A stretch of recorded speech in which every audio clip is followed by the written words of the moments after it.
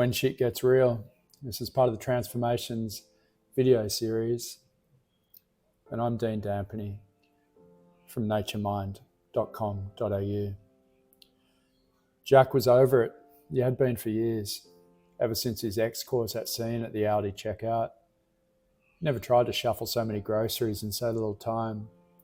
And when the jar of honey hit the floor and all over Sue's new high tops, it wasn't the reassuring sound of the caring bloke behind the scanner that Jack remembers.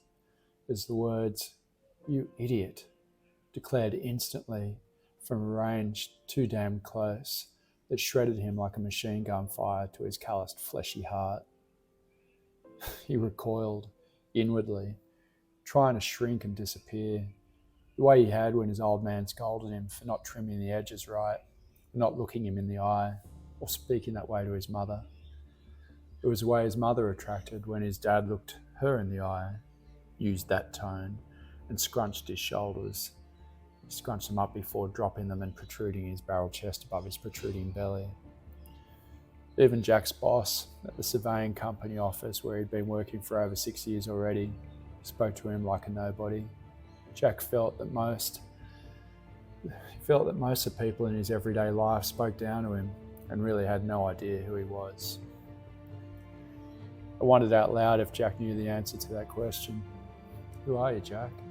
came my provocation, gently yet ensuring that he understood the question. "I don't know," he replied listlessly, confused by the question.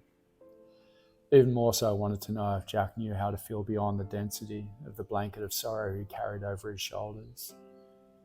He'd been formally diagnosed with depression and told the pills he would be on for 6 to 12 months would take the sharp edge off.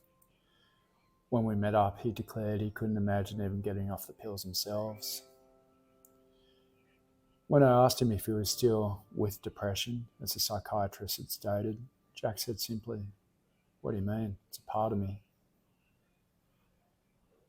Jack's story is a variation of the countless variations of the same theme that's endemic to our Western cultural way of being at this point of our historical unfolding. Open-hearted, sensitive boys who have adopted prescriptive numbing in one form or another after a turbulent, usually angry adolescence, conforming to work and relationship expectations. The shadow of their former selves is entrenched in societal expectations laid with hopelessness.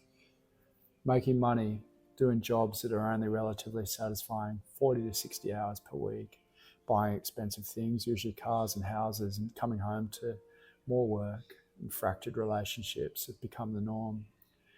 And of course, it's all relative, but for those enjoying the modality at the impassioned end of the spectrum, they make up a very small cohort, normally dominated by alpha males, somehow adept at busting beyond the pain barrier, neglecting to ask questions that the rest of us can't ignore. As psychotherapists, we work with the part of our life's experience that's been disavowed. It's the moments of shock or incongruence that go beyond our comprehension. We've all had them, and all of us from a very early age. It's the bigger dissonances to our otherwise peaceful and safe existence that stay with us, gnawing at us to work out what the fuck happened. It's our work in those short little lives we're living to create understanding around these events, and hence to become free from the burden they place upon our lives. For some, it's depression, like Jack, where we can't cope and push everything down so deep that we're filled with so much stuffing we're barely able to feel our own pulse anymore beyond the body's subsequent sedation. Others ruminate wildly, looking and failing to find answers. And these experiences are in the body, they're felt, but it's a mind that's scrapping for solutions that we associate with. Symptoms like hyperactivity and attention deficiency have become the norm too, further indicators of our unconscious drives trying to form experiences definitively clear enough so we can finally understand where they've come from and beyond free from those, and how to become free from these energies. The smashed honey jar was one of those signs for Jack that one way or another something had to change. He considered suicide again, but it felt so dramatic, like such a statement it wasn't him. His partner was on medications for numerous so-called disorders as well, and unfortunately, with exception to sharp criticisms, was going through more than she could handle herself, let alone try to help Jack out. The more time went on and interest rates went up, and the good times they'd been hanging on to in their lives behind them disappeared like the setting sun. The further her dreams of becoming a mother faded too into the distance. Between the two of them and their unborn children, they shared a closet of wet blankets that bound them tightly to their misfortunes. The pills were good for translating a sense of misery to apathy, but not for lives worth celebrating. I'm retelling this story because it doesn't have to be this way. There's pathways to happiness that don't require to become born again or last only hours to minutes. There are so many different ways. We're open vessels of love and peace at our foundation, and this remains the case throughout the various light frequencies of our lives. Throughout our darkest times, as long as we recognize in whatever way it may come, the sense of peace in others, we're able to recreate that and access that for ourselves. In being human, the top of the totem pole of all the living species when it comes to our capacity for conscious awareness, we have the ability to consciously emulate our felt experience of whatever we choose. It may only be for the fleeting moment, but with practice we can master the recreation of these favoured experiences. It's two-part, remembering that who we are at the core of our being, love and peace, requires that we consciously choose what experiences we want to create. But in unison, we need to identify the symbols of our suffering with understanding, and hence create the transformation to wisdom. These wisdoms release us from the layers obscuring the purity of our divine souls, or in less esoteric terms, we get to strip ourselves bare from those dirty sodden blankets and emanate with the vitality and spirit that we came into this world to practice. If you think it's a job to be done alone, as ironically so many of our mundane endeavours suggest this is all about, you're wrong. We're in this together. We're all feeling the pinch. It's a collective experience. It's where we're at in history. Every point has its own imprint. Ours is that we're less connected, less content, and busier than ever.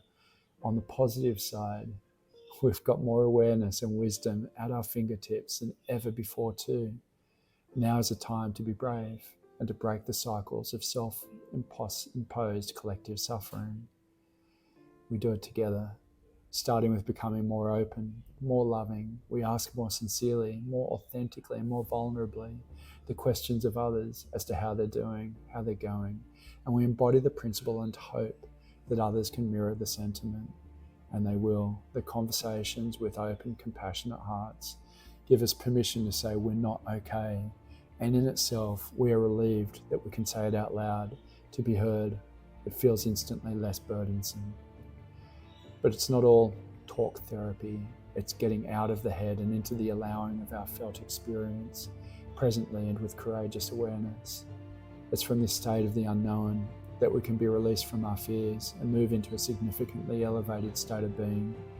It evokes faith, hope, and positivity. The practice reveals the path with more confidence. Look for those around you that look like they might know a life that feels satisfying. Ask them the questions. These are your elders, your role models. They've done the work. There are people like me too that have made walking this walk our life's work, our purpose. We're here for you. So Jack walked along the smashed honey jar on the supermarket floor. He walked away from the smashed honey jar on the supermarket floor. He walked past the car, questioning whether or not he should wait for his girlfriend. He was dazed but not determined not to walk the way he had so many times before. He took the experience as his universal guidance. It was time that he cracked open his heart and found himself amongst people and experiences that could reflect his glimmer of hope and that things could change. He left his job. He got a part-time job doing what he's always loved, being outdoors, working, planting trees and caring for plants. He moved out from his home. He and his girlfriend had purchased and still owed hundreds of thousands on the mortgage, but he didn't lay down any rules or declarations. He simply followed his heart. feeling positive that it would turn out the way he hoped. And in the moment of truth, when he found himself declaring to his best mate his best mate that had always seen him for the beautiful human that he is, that I never really felt passionately in love with her, he declared, just as profoundly that he had some significant work to do on himself. He couldn't do it alone, but he also knew he couldn't do it in a toxic relationship that had surpassed all expiry dates for time enough spent trying. Jack got some help and he joined a group of men. They were brave men like him and were open to sharing.